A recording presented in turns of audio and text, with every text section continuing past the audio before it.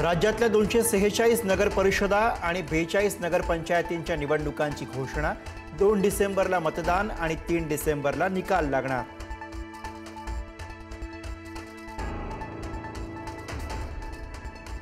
दुबार मतदारांच्या मुद्द्यावरून राज्य निवडणूक आयोगाची भंबेरी। दुबार मतदारांवरून पत्रकारांची प्रश्नांची सरबत्ती। दुबार मतदारांच्या नावापुढे डबल स्टार करणार असल्याची माहिती।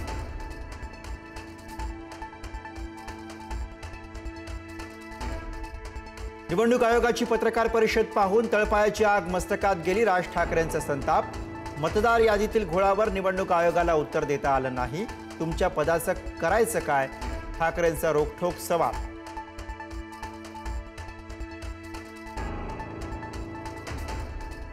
दुबार मतदारांचं नाव मतदार यादीतून काढलं गेलं पाहिजे। रोहित पवारांची मागणी।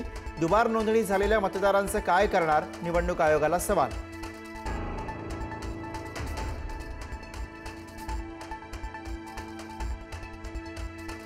अंतिम मतदार यादीतील दुबार नावं डिलीट करावी। बुलढाण्यामध्ये 8000 मतदारांची दुबार नावं। शिंदेचे आमदार संजय गायकवाड यांची टीका।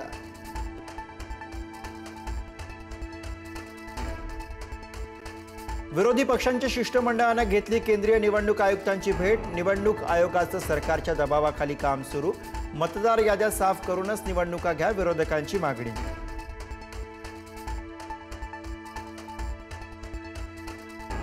बारामतीमध्ये अजित पवारांच्या राष्ट्रवादीकडून जय पवारांना नगराध्यक्ष पदासाठी उमेदवारी देण्याची शक्यता।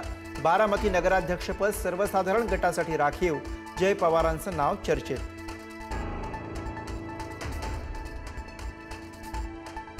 फलटणच्या नगराध्यक्षपदासाठी माजी सभापती रामराजे निंबाळकर इच्छुक। आयुष्याच्या शेवटीही मीच नगराध्यक्षपदासाठी उभा राहणार, रामराजेंची घोषणा।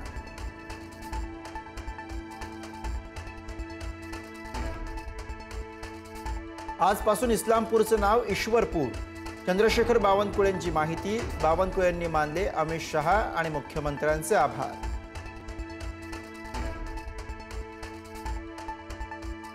पुण्यातल्या बाजीराव मार्गावर भर दिवसा तरुणाची हत्या।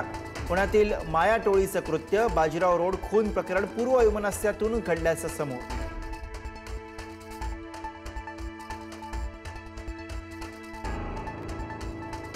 छत्तीसगडच्या बिलासपूरमध्ये भीषण रेल्वे अपघात। पॅसेंजर ट्रेनला मालगाडीची टक्कर। ट्रेनचे अनेक डबे रुळावरनं घसरले। अनेक जणांचा मृत्यू झाल्याची माहिती।